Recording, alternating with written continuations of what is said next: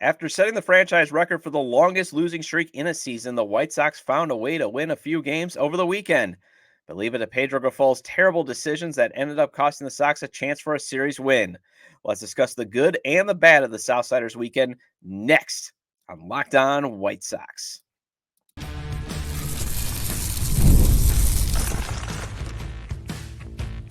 You are Locked On White Sox, your daily Chicago White Sox podcast. Part of the Locked On Podcast Network, your team every day. And hello, I'm your host, Todd Welter, a lifelong Sox fan and the site expert of Southside Showdown, part of the Fansided Network. You could check out my written content at southsideshowdown.com. And also, I've covered Major League Baseball for outlets such as the Associated Press. Thanks for making Locked On White Sox your first listen every day. We are free and available wherever you get your podcasts and on YouTube, part of the Locked On Podcast Network, your team every day. And make sure to subscribe to the YouTube channel at Locked On White Sox. Smash the like button. Also follow or subscribe to the show on wherever you get your podcasts. And hey, leave a 5-star review. Well, Chicago White Sox television analyst Steve Stone declared after Thursday's 14-2 drubbing that Garrett Crochet would pitch the Sox to victory and snap their 14-game losing streak. And the man was a prophet, as that is exactly what happened as the White Sox beat Boston on Friday 7-2. And hey, for good measure, Chicago won on Saturday too, 6-1. The White Sox suddenly went from hitting rock bottom to possibly establishing a win streak. Chicago's AL team was so close to having a 3-game win streak that it held a 4-3 lead heading into the ninth inning, only to see the bullpen fail to protect it. The White Sox had to settle for a series split in a 4-game series, but considering the team won a franchise record 14 straight games without a victory, you celebrate a series split. However, it was not all sunshine and rainbows. As I like to do after every series, let's discuss the good and the bad in that 4-game set. Then this 39-game brutal stretch of schedule continues. So let's go over what to watch for and some storylines in the White Sox upcoming series against the Seattle Mariners. Finally, calling an audible. Usually Monday is Minor League Mondays, but I've been able to get James Fox of Future Sox on the show for tomorrow to discuss the Sox prospects, especially since Drew Thorpe is set to make his Major League debut as he is slated to start tomorrow's game. So what I'm going to do instead is, since the Mariners have been linked to trying to acquire Luis Robert Jr., figured why not go over some potential prospects the Sox could get back from Seattle. Today's episode is brought to you by FanDuel. Make every moment more. Right now, new customers get $200 in bonus bets with any winning $5 bet. That's $200 in bonus bets with any winning $5 bet. Visit FanDuel.com/lockedon to get started. Well, let's start with the bad in the series, as everything that is bad about the White Sox showed up late in yesterday's defeat. You want Pedro Grifol's bad managing combined with Martin Maldonado being the worst hitter in baseball? You are in luck, as Grifol made some terrible decisions in yesterday's defeat, and it started with allowing Maldonado to bat twice in critical situations late in the game, with his total lack of ability to hit the ball costing the Sox a victory. Now, it wasn't Maldonado's total fault, but his inability to hit is a big reason why the Sox do not have a 3-game winning streak. Maldonado's slash line right now is down to 071, 0.071, 124, 111. Hashtag vote Maldi. By the way, White Sox television play-by-play announcer John Triffin talked about it on Saturday's game like it was some sort of good thing. I don't think he's in on the joke. You're going to want to vote Martin Maldonado. I talked about it on Friday's episode. You want to vote him into the All-Star game because he's the worst player in baseball on the worst team in baseball. It's a joke. Anyway, with the game tied 3-3 and bases loaded in the 6th, Pedro decided it was a good idea to let him hit. Doesn't take a genius to figure out that Martin was going to get out, as he's an automatic out every time he's at the plate. But at least it was a fly out, so it made some contact. Hey, you got to find the silver linings in some of these things in this season. If not, I'd be crying right now, because there's no way you should let Martin Maldonado bat with bases loaded in the 6th inning. But the Sox at least took the lead in the 7th and had a chance to add another run in the 8th, with Lenyn Sosa hitting a double And again, my apologies to Lenyn Sosa. He's making my take of him being one of the worst hitters ever in baseball look really bad right now. Anyway, Sosa hits the double, steals third. Maldonado again is up at the plate and proceeds to strike out. And Duke Ellis somehow was allowed to bat, and he struck out to end the inning too. And I'll get to Ellis having an at bat just after I go over Pedro's decision to allow Maldonado to hit in the sixth. This is from today's Chicago Sun-Times write-up. This is what Grifol said to reporters after the game. Quote, Maldonado does a really good job behind the plate. Still, in the sixth inning, I didn't feel I needed to pinch hit right there. He's really valuable behind the plate, but I understand he's not swinging it. It's a hot topic every time he catches. It's going to continue to be a hot topic, and I'm going to continue to make decisions that I feel are best for the team, not just offensively. End quote. Oh, you didn't need to pinch hit him? Didn't feel the need to pinch hit him, huh? Well, first of all, this team struggles to score runs. And Maldonado is beyond struggling. That slash line screams you should have retired 2 years ago. Corey Lee, he's hitting the cover off the ball. He's actually one of the few players that I would consider pretty much close to untradeable. Yet you didn't put him into the game because you got to give Corey Lee his rest. And Pedro is Mr. Every game counts. And that is when you decide to give Corey Lee some rest. In addition, though, and that's the other thing, you didn't feel the sixth inning was the right time to pinch hit. But in the sixth, you decided to pinch run Corey Julks, who can run. I get Duke Ellis, he can fly in the base path. But you pinch run Corey Julks, who can run, for Duke Ellis. And that's one of the reasons why Duke Ellis is up to the plate in the eighth inning. And the radio broadcast questioned the idea, since Julks can run. Darren Jackson theorized that it was because Pedro thought that was the most important part of the game. And yeah, it was. But so was the sixth inning. You had two opportunities. You had an opportunity to blow the game wide open. And you didn't. And hey, maybe Lee doesn't get a hit in the sixth. But if you have Julks, maybe you're adding that insurance run in the eighth. However, again, the Sox, though, the biggest thing was it wasn't just Maldonado and Pedro Grifol's bad managing. It was also hitting 2 for 14 with runners in scoring position. And also pitcher Mike Soroka, why is he on the team? I don't know.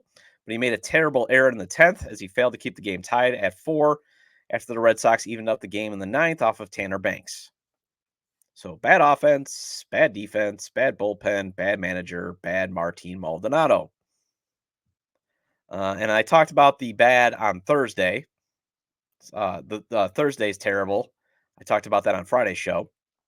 So let's not revisit that. However, Jake Woodford was so bad as the starter on Friday that he was DFA'd and elected free agency. Good luck there, Jake.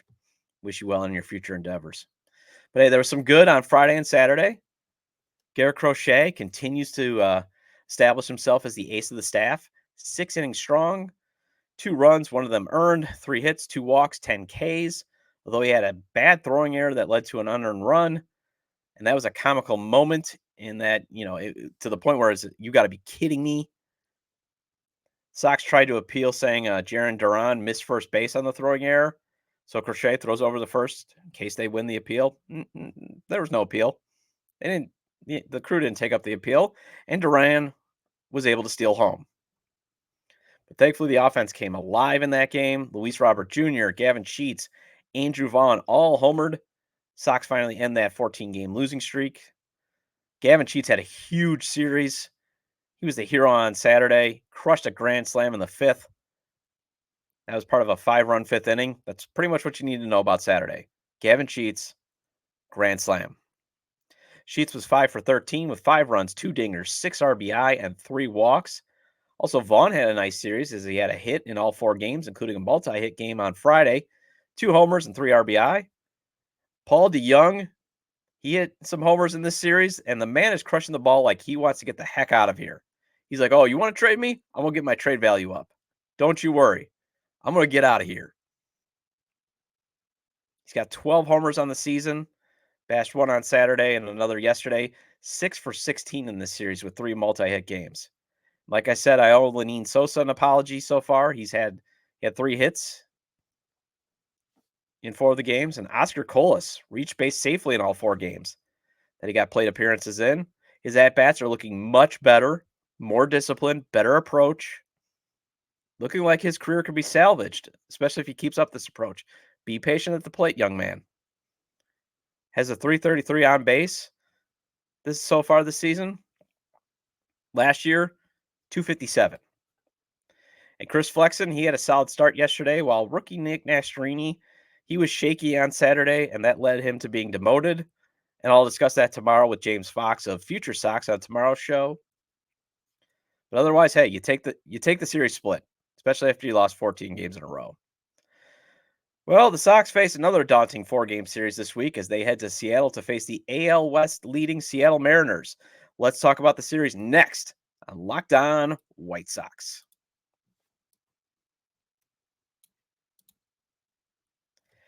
Get supplies from the site that's made for the skilled trades, supplyhouse.com. Supplyhouse.com is the reliable way to order plumbing, HVAC, and electrical products online. Their easy-to-use website is packed with helpful resources and the latest product info to help you get the job done right. Shop a complete inventory of over 200,000 parts from over 400 top brands and get your order delivered right to your door with fast shipping from coast to coast. Need help with an order? Get expert support and an industry-leading service from the friendliest folks in the business and talk to a real person every time. Pros in the skilled trades can get a competitive edge by joining SupplyHouse.com's free Trade Master program. Every Trade Master gets access to a dedicated phone line, free shipping, and discounts on every order. Join the thousands of trade pros already benefiting from their free membership at supplyhouse.com/TM and order plumbing, HVAC, and electrical supplies from anywhere with just a few clicks at supplyhouse.com. And summertime means baseball and the NBA Finals and more, and you can bet it all on FanDuel. Right now, new customers get $200 in bonus bets with any winning $5 bet. That's $200 you can use to bet on everything from Finals MVP to who's going to hit one out of the park. And FanDuel right now has an over and under, as of last time I checked, on tonight's game at 6.5. 2 very good pitchers going at it tonight in Logan Gilbert and Eric Fetty. And both can go deep. And if both can go deep, maybe the under at plus 108 is something to consider. The better payout comes from either the run line / total runs parlay of the Chicago White Sox plus 1.5 and the under 6.5. That's going off at plus 225. Or the Mariners is minus 1.5 under 6.5 going off at 350. And you want to really have faith in the Sox pulling off an upset? White Sox winning by exactly 2 runs is at plus 950. I think they'll get crushed by 4 more runs. That is going off at plus 1,000. So visit FanDuel today.com/lockedon and add a big win to your summer bucket list. FanDuel, America's #1 sports book.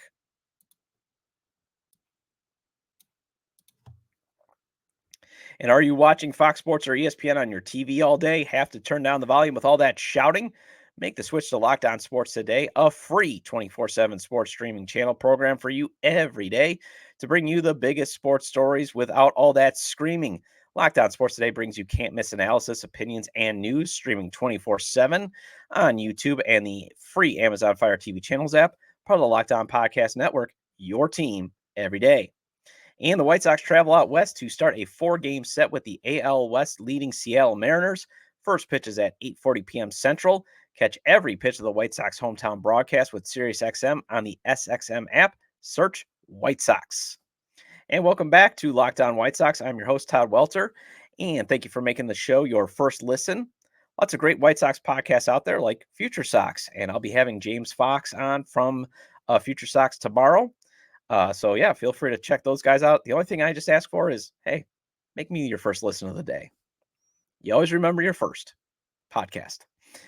Make sure to subscribe to the YouTube channel at Locked On White Sox. Smash that like button. Also follow or subscribe to the show on wherever you get your podcasts. And hey, leave a 5-star review.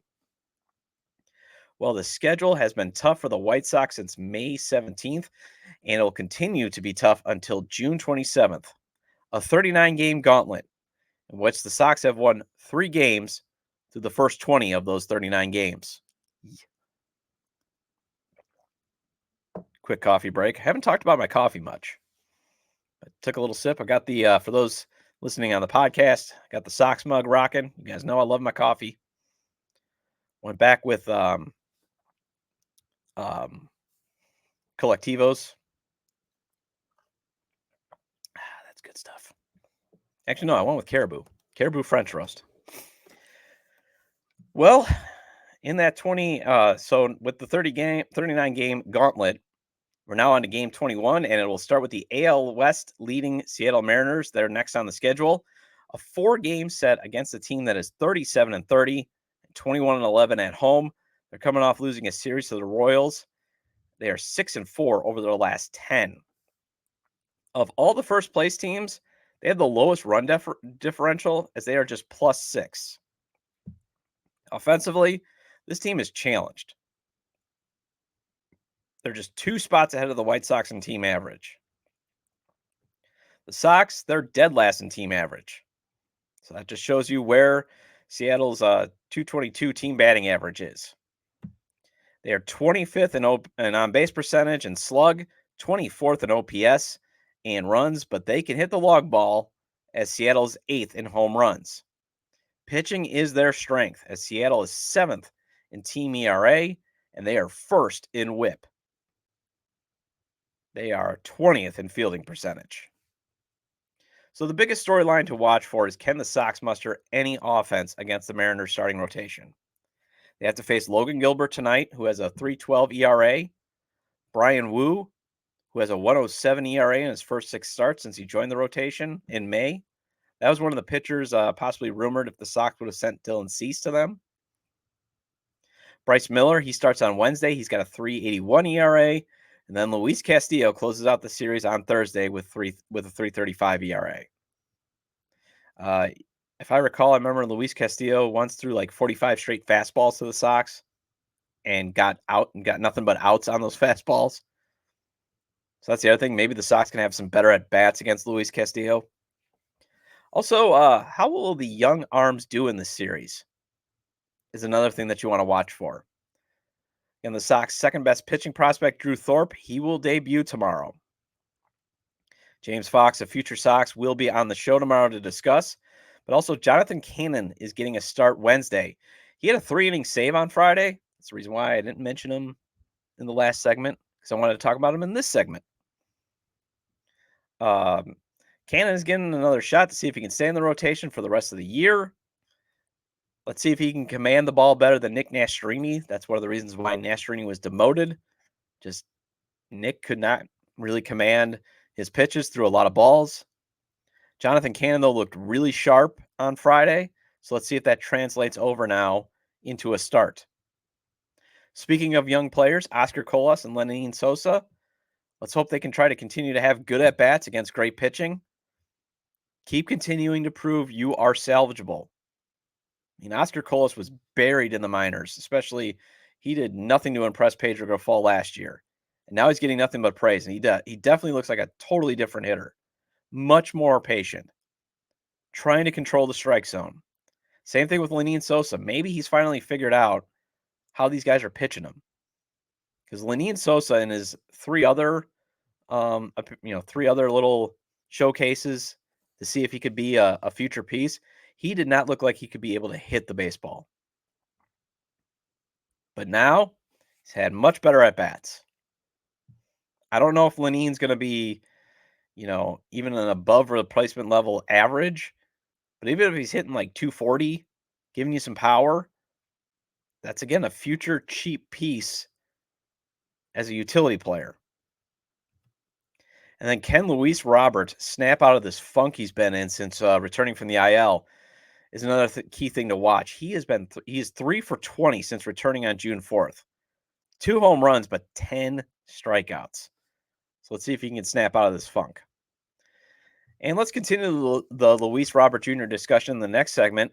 As I've talked in the past couple of shows about him being available on the trade market, the Seattle Mariners are a team that has been mentioned to be tied to him. So let's look at what their farm system has to offer next on Locked On White Sox.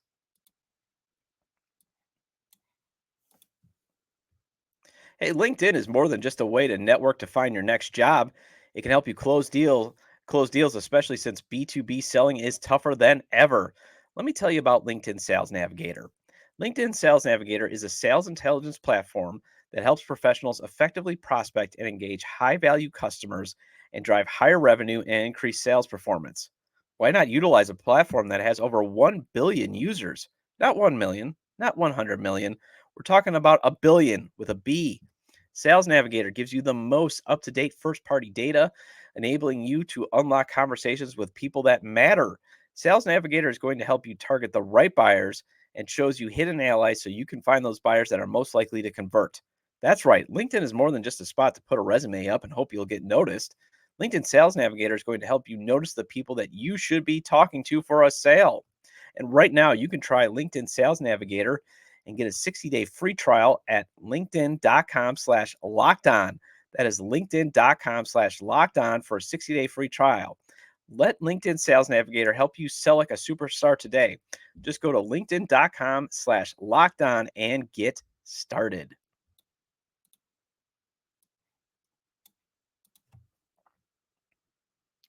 And the White Sox travel out west to start a 4-game set with the AL West leading Seattle Mariners. First pitch is at 8:40 p.m. Central. Catch every pitch of the White Sox hometown broadcast with SiriusXM on the SXM app. Search White Sox. And welcome back into Lockdown White Sox. I am your host, Todd Welter. Thanks for sticking with me this far. Love you everydayers. Hope you had a good weekend. Mine was all right. Yesterday, went down to Johnsburg, Illinois to go see my dad for Father's Day a week ahead. Got some stuff going on up here, so I wouldn't be able to make it down to see him. My mom actually found this and she was cleaning out. This is a bat for those that are on YouTube, and I'll try to describe it for those listening in the traditional podcast. She found a bat that I got when I was a kid at Old Comiskey when they used to actually give out real bats. They used to have bat days. I'm gonna have to hang that up on the wall. I mean, this is legit too. It's a Louisville Slugger. Anyways, getting back to the show. On May 14th, ESPN's Jeff Passan was on local Seattle sports talk radio show, Brock and Salk, and he listed the Mariners could look to improve their offense, and they might be interested in Luis Robert Jr. Now, Seattle already has a young center fielder in Julio Rodriguez, but Passan told Brock and Salk, and shout out to SoxOn35th.com for pulling this, quote, I understand you've got a center fielder already, but Luis Robert Jr. is the impact of impact-type players and a guy who's under contract for multiple years too, end quote. So what does Seattle have in their farm system that could entice general manager Chris Getz to trade away his best player in a box office draw? Well, according to MLB.com, they have the 18th ranked system. That is just 2 years removed from being the second best. However, the reason for the drop, according to Soto Mojo, the Fansided Network's Mariners site, is because most of the prospects from that 2022 ranking have graduated to the big league roster, or they were part of the Luis Castillo deal. And as MLB.com pointed out, that the strength has also shifted from arms to bats. And I've discussed that the Sox want position players with higher upside nearing the big leagues. James Fegan said that, I believe, last week on The Score. James Fegan of Sox Machine. So they're basically looking for prospects at Double-A or higher position players because they need position players in their farm system. And Seattle has 4 players in MLB.com's top 100, and they're all position players. 20-year-old left-handed hitting infielder Cole Young, he ranks 26. He's got a 281, 371, 427 slash line at Double-A right now. 21-year-old Harry Ford, he ranks 27th. He's a catcher with a 254, 382, 411 slash line at Double-A. He's an on-base machine. Has a career 410 on-base percentage in 3 minor league seasons. 18-year-old Colt Emerson is another left-handed hitting infielder. He was last year's number 1 pick for Seattle. He's number 49 in the top 100, although he's at low A. 19-year-old Lazario Montes, hopefully I pronounced that right. He's a left-handed hitting infielder, and he ranks 82nd. Now, the reason I bring these guys up is USA Today's Bob Nightingale and unofficial PR person for the White Sox, because he has really good sources within the White Sox. He had this in his Sunday's notebook. The White Sox are listening to offers on anybody and everybody, including center fielder Luis Robert, who's under contract through 2027 and owed about $61 million if his 2 club options are picked up. The White Sox would command a package greater than the Padres gave up for Juan Soto at the 2022 deadline. So that is, he says that they would command a package like that. Now, on the flip side is the injury history. But when he says would, I have a feeling that's what maybe was whispered to him. Maybe.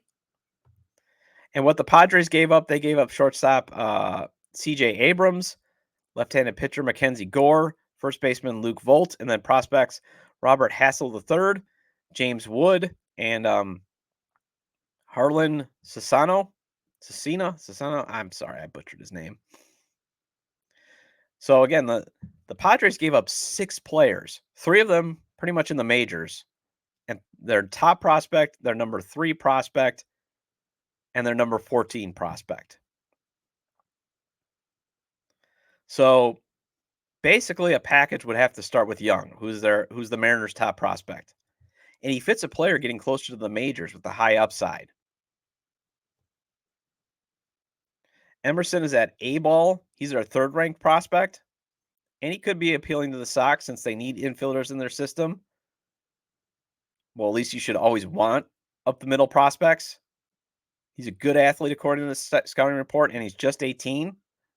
So maybe, again, if you combine a high upside closer to the majors, maybe you might want to take that lottery ticket. It wouldn't even be a lottery ticket. I mean, Emerson's a first-round pick. Now, the 12th best prospect in Seattle's system is pitcher Michael Morales. He's at high A. Not sure if the Sox want pitching back, but hey, you take promise wherever you can get, and you can never have enough good young pitching. Now, Seattle could also offer up young players in the system, such as Tyler Locklear. He's number 8. Just got called up. However, he plays first. You got Vaughn and Sheets there, possibly long-term, along with Tim Elko. I don't know if that's a fit. And then outfielder Jonathan Clace. He's number 10, and infielder Ryan Bliss, number 11. And again, the reason why I mentioned these guys is they've either reached the majors or they're very close. But Clace and Bliss are both on the shorter side. They're probably like my size. And I'm not very big. One player that could have intrigue is number 22 prospect in the Mariners system, Alberto Rodriguez. He's a 23-year-old lefty. Has a 263, 302, 351 slash line at AA. He had a 380 on base percentage last year. He's hit 34 home runs in the past 3 minor league seasons. Downside, conditioning issues and strikeouts. And conditioning is a big reason it took him a year and a half to get to AA. Still a lot of power there. That might be a guy that, they still might want to roll the dice on. But as you can see, Seattle has position players. They've got a couple of guys that are close. So they might be a good trade partner for the Chicago White Sox. Well, that wraps up this edition of Locked On White Sox. Before I go, Locked On has launched the first ever national sports 24/7 streaming channel on YouTube. And now it's also available on the Amazon Fire TV and the free Fire TV channels app. Locked On Sports Today is here for you 24/7, covering the top sports stories of the day with local experts of Locked On, plus our national shows covering every league. Find Locked On Sports Today now available on the free Fire TV channels app. And I will be back tomorrow to discuss Drew Thorpe's much anticipated first major league career start, and maybe some hope for you and I down the road as I'll talk Sox farm system with FutureSox.com James Fox. Make sure to subscribe to the YouTube page at Locked On White Sox. Smash that like button and give a 5-star review on wherever you get your podcasts. And also feel free to leave comments about today's topics, about the good and the bad in this weekend's series with Boston, what to watch for against Seattle, and what the Mariners have to offer for Luis Robert Jr. You can leave them on X, formerly Twitter, at ToddJDub or at Locked On Sox, or you can email me at LockedOnWhiteSox@gmail.com. Have a great day. See you tomorrow.